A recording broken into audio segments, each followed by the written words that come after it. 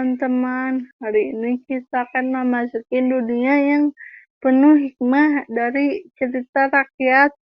Saya ingin kamu membayangkan sebuah desa kecil di mana cerita-cerita ini lahir, diceritakan, dan diperkaya dari generasi ke generasi. Sebelumnya, perkenalkan, nama saya Despin Kajara. Di sini saya akan memaparkan cerita rakyat atau hikayat.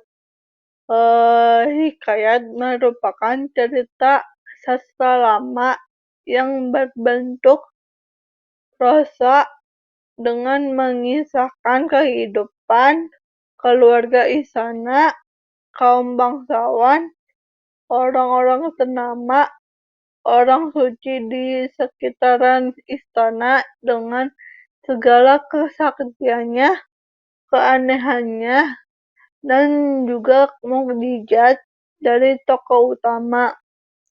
Hikayat biasanya mengandung nilai-nilai dan seringkali disampaikan secara lisan dari satu generasi ke generasi berikutnya. Di sini ada dua pengertian menurut para ahli. Yang pertama, menurut Hamzah, hikayat adalah prosa fiksi lama yang menceritakan kehidupan istana atau raja serta dihiasi oleh keajaiban yang sakti dan ajaib.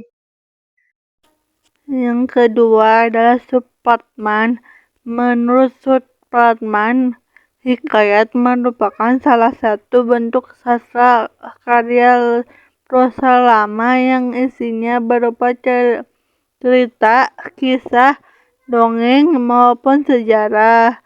Umumnya mengisahkan tentang kepahlawanan seseorang lengkap dengan keanehannya, kekuatannya atau kesaktiannya, dan mukjizat sang tokoh utama. Sekarang beralih ke ciri-ciri.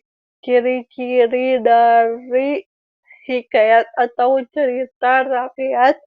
Yang pertama, mengandung bahasa Melayu lama.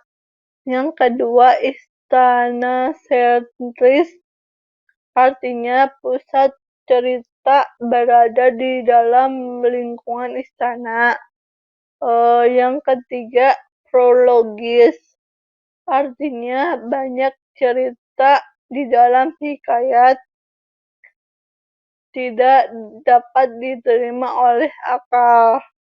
Yang keempat, statis, artinya bersifat kaku dan tetap. Yang kelima, anonim. Anonim artinya tidak jelas siapa yang mengarang hikayat tersebut. Yang terakhir ada arkais, yakni kata-kata yang saat ini sudah tidak lazim digunakan. Di sini juga ada struktur dari cerita rakyat atau hikayat. Yang pertama adalah abstrak. Abstrak ini berarti cerita mungkin menggambarkan kompleks karakter dan penyelesaian dalam bentuk yang luas yang berbagai interpretasi oleh pembaca atau pendengar. Yang kedua adalah orientasi. Orientasi adalah pengantar awal yang memperkenalkan pembaca pada dunia cerita tanpa terlalu banyak detail, mungkin dengan unsur-unsur simbolis atau motif yang menonjol. Yang ketiga adalah komplikasi.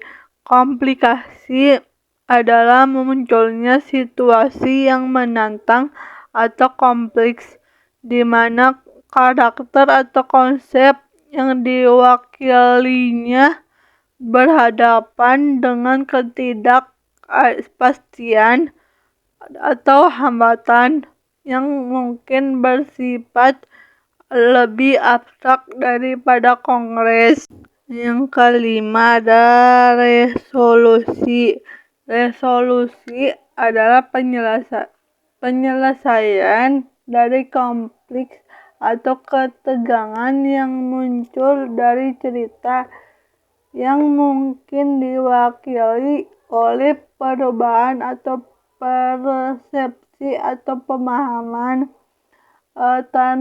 tanpa harus memiliki akhir yang jelas atau konklusif.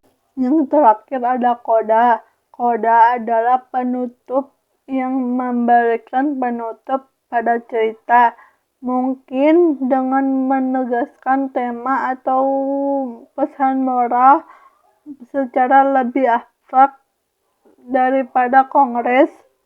Ini bisa berupa pemikiran terakhir, pernyataan simbolis, atau refleksi tentang makna keseluruhan cerita.